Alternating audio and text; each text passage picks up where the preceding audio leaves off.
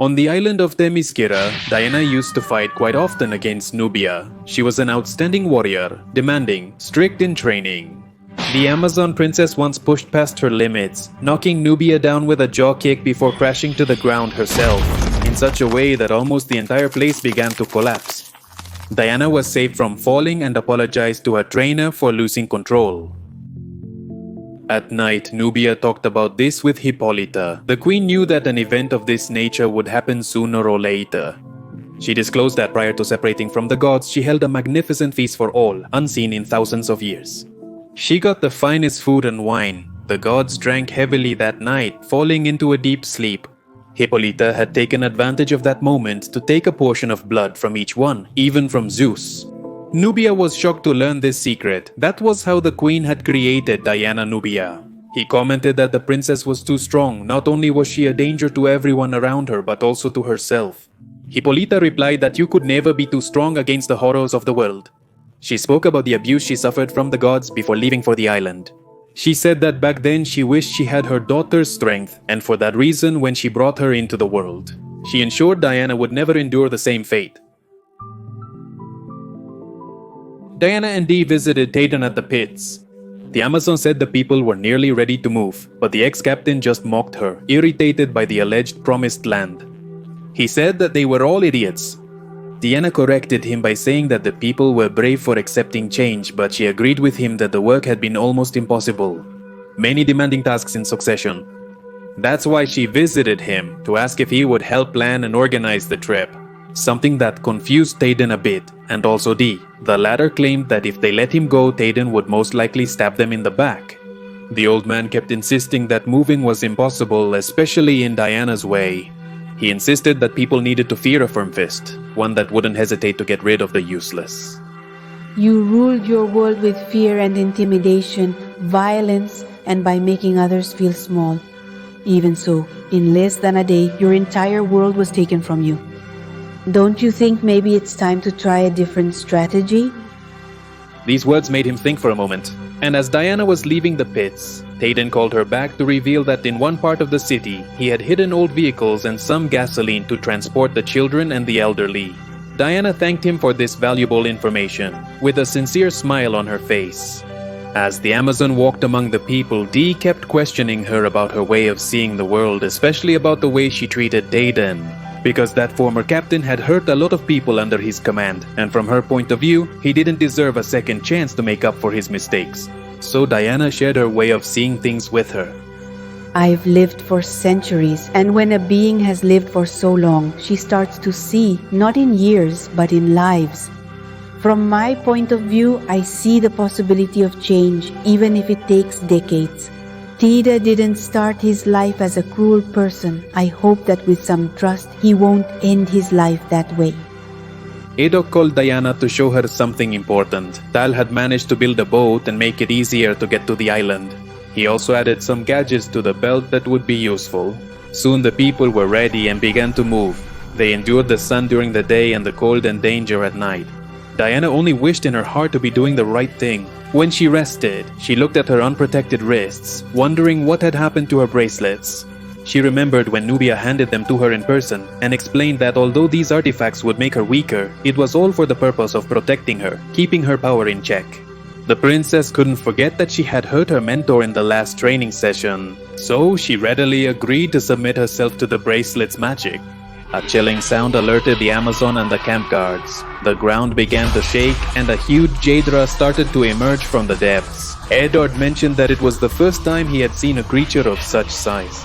The gods discussed that confronting this entity meant inevitable demise, and although Diana was not convinced that they could defeat it, she turned to them firmly, dictating the precise strategy to try to achieve victory. And she assured them that no matter what happened, she would be with them until the end. The people launched the attack and the Jaedra showed no mercy. Dozens of people were violently crushed to death. Others were looking for the creature's weak points, while Diana kept shouting orders. Every human attack was overcome. The monster was causing too many casualties, and the fear in the Amazon's eyes was evident. Diana withdrew, entered a vehicle, and sped straight toward the Jaedra. She flew through the air, crashing into the creature. The warrior clung to the monster using her sword and threw a can of gasoline down its enormous throat. A lighter kept on the belt of her old friend did the rest, killing the giant Jaedra in an explosion.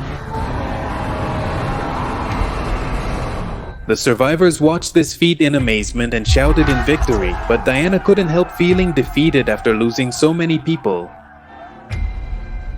In the daylight, Tal began to study as much as he could about this creature and discovered something quite interesting, although he wasn't very sure what it meant.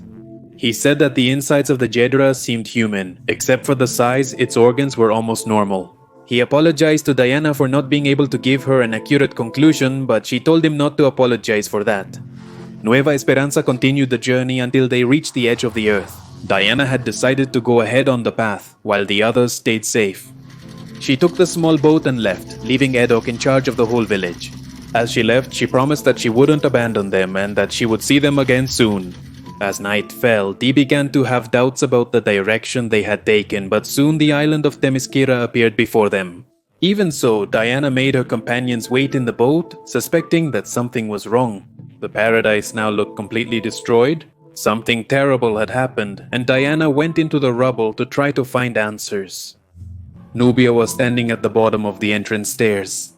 She didn't say a word to the Amazon, she just pointed to a spot in the distance, as if someone was waiting for her.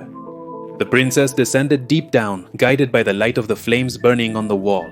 She reached the old sanctuary of her birth, and her mother's voice beckoned from the shadows beyond the crumbled wall. They embraced after a long separation, but Diana's relief was short-lived. And when she opened her eyes again, she noticed that Hippolyta had turned into a Jaedra.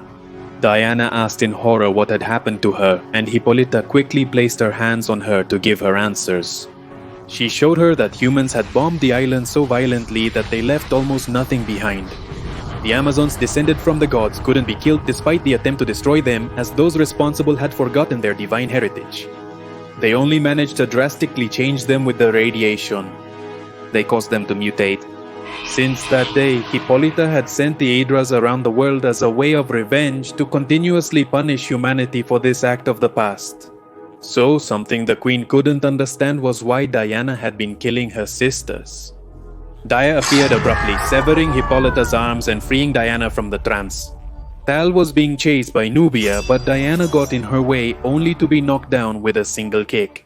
Hippolyta watched in disbelief as her own daughter still struggled to protect the humans, even after everything they had caused in the past. Before things got worse, Tal activated a flash grenade that gave them enough time to run. They reached the surface quickly and noticed that whatever Hippolyta had done to Diana had somehow drained her energy. She couldn't even stand up. Nubia caught up to them. She soon ran Tal through with her sword and no one could help him. The Guardian cornered her targets at the top of a tower. They had no way out, and miraculously a voice from above made the threat back off. Cheetah appeared majestically in the middle of the storm, flying on a Pegasus. She struck Nubia directly, slamming her into the ground. And even though Barbara tried to continue the fight by picking up a sword, she didn't have enough skill to take the fight much further. Cheetah, wounded from the fight, struck Nubia's face, knocking off her helmet and revealing her disfigured visage. The outsiders left immediately, and no one was able to catch up with them.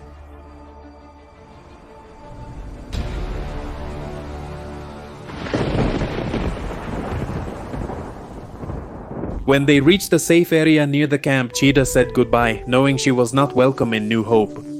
Dee insisted on finding help to heal the wounds from the journey, but Diana didn't look up. She just said she wouldn't return to the camp. She was conflicted about having been killing her sisters. She didn't know how to feel. For protecting humanity, the very ones who caused this. First of all, Diana was proving Hippolyta's resentful words right. Humans couldn't be trusted. Dee began to get angry and question Diana about everything she had said before about her immortality and second chances. But Diana didn't say a single word. She just asked Barbara to take her away from here. Dee almost begged her to stay. Nueva Esperanza had little food left. They needed their protector. They needed to keep moving forward under her leadership. They trusted her, and now she was breaking her promise. You should never have trusted me, and I should never have trusted you. Diana walked away until she disappeared into the darkness and the rain.